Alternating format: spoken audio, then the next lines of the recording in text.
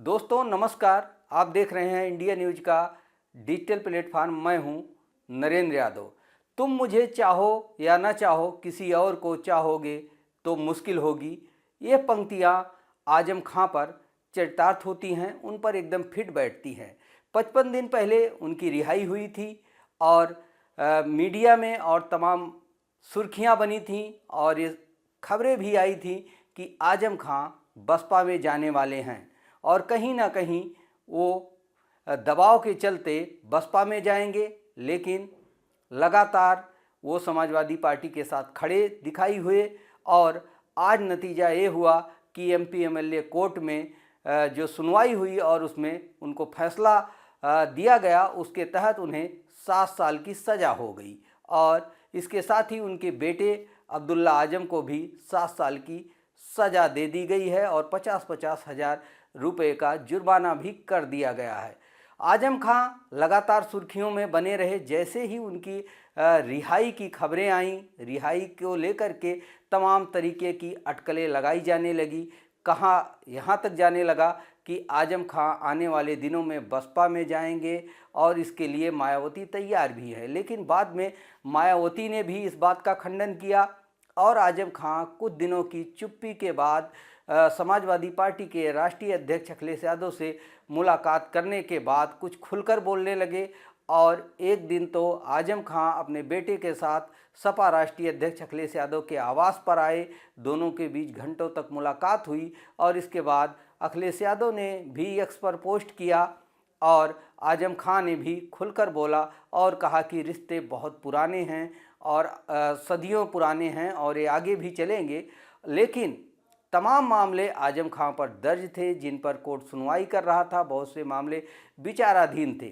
उनकी रिहाई के 55 दिन बीते ही थे कि सोमवार के दिन एमपी एमएलए कोर्ट ने उनको 2 पैन कार्ड रखने के मामले में बेटे के साथ 7 साल की सज़ा दे दी। इस मामले को लेकर वो जेल भेज दिए गए। अब एक बार फिर आजम खां सुर्खियों में है कि आखिर आजम खां की मुसीबतें क्यों कम होने का नाम नहीं ले रही हैं।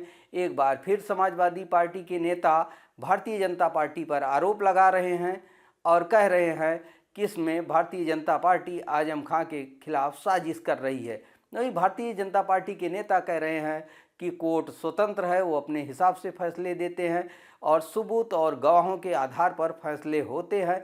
यहाँ राजनीतिक दखल कुछ मायने नहीं रखती है। लेकिन जिस तरीके की परिस्थितियां आजम खां के खिलाफ बन रही हैं और वो जेल से बाहर आते हैं, फिर दूसरे मामले में वो जेल में चले जाते हैं। उनको सुरक्षा दी गई थी, आजम खां ने सुरक्षा वापस कर दिया था और इसके बाद लगातार वो समाजवादी पार्टी के साथ बने हुए थे। लेकिन उनके ऊपर तमाम मुकदमे दर्ज हैं। 2019 में उनके ऊपर 84 मुकदमे दर्ज हुए थे। उसके बाद लगातार कोर्ट में ट्रायल भी चल रहा है। कई मुकदमे में वो बरी हो चुके हैं, लेकिन कई मुकदमे में वो जो है अभी सज़ा के लिए विचाराधीन है। मुरादाबाद में एमपी एमएलए कोर्ट के स्पेशल बेंच ने जो फैसला सुनाया था, उस मामले में आजम खां और अब्दुल्ला आजम को रोड जाम करने के मामले में 2-2 साल की सज़ा दी गई थी। लेकिन अब पैन कार्ड मामले में उनको 7 साल की सज़ा दी गई है और इस मामले में अब्दुल्ला आजम खां दोनों को रामपुर जेल में भेज दिया गया है। एक बार फिर राजनीतिक सरगर्मियां बढ़ चली हैं कि क्या आजम खां अपने बयानों के चलते, सपा के करीबी बनने के चलते या अखिलेश यादव से तमाम मुलाकातों के चलते तो जेल नहीं गए। लेकिन यह मामला कोर्ट का है, इस पर उंगली नहीं उठाई जा सकती है। लेकिन परिस्थितियां कुछ ऐसी बनती हुई दिखाई पड़ रही हैं जो कहीं ना कहीं राजनीति से भी जुड़ती हैं और संयोग से भी जुड़ती हैं कि आजम खां कुछ ही दिनों तक बाहर रह पाए और उनको फिर जेल जाना पड़ा। जिस तरीके से उत्तर प्रदेश में राजनीतिक सरगर्मियां चुनावों को लेकर बढ़ी हैं, पंचायत चुनाव है और सामने विधानसभा 2027 का चुनाव है। बिहार का चुनाव हो चुका है जहां पर विपक्ष पूरी तरीके से नेस्तानाबूद हो चुका है। समाजवादी पार्टी के राष्ट्रीय अध्यक्ष अखिलेश यादव बिहार में कई जनसभाएं किए थे, रोड शो किए थे। उम्मीद थी कि महागठबंधन वहां पर सीटें जीतेगा, सरकार बनाएगा। लेकिन वहां पर बहुत ही भीषण हार हुई है, एक शर्मनाक हार कही जा सकती है आरजेडी की। ऐसे में जहां अखिलेश यादव लगातार एसआईआर को लेकर और भारतीय जनता पार्टी और चुनाव आयोग को घेर रहे थे, इसी बीच उनके एक बड़े नेता जो राष्ट्रीय महासचिव हैं, कद्दावर नेता हैं आजम खां, जेल चले गए। तो कहीं ना कहीं इसका असर समाजवादी पार्टी पर भी पड़ेगा।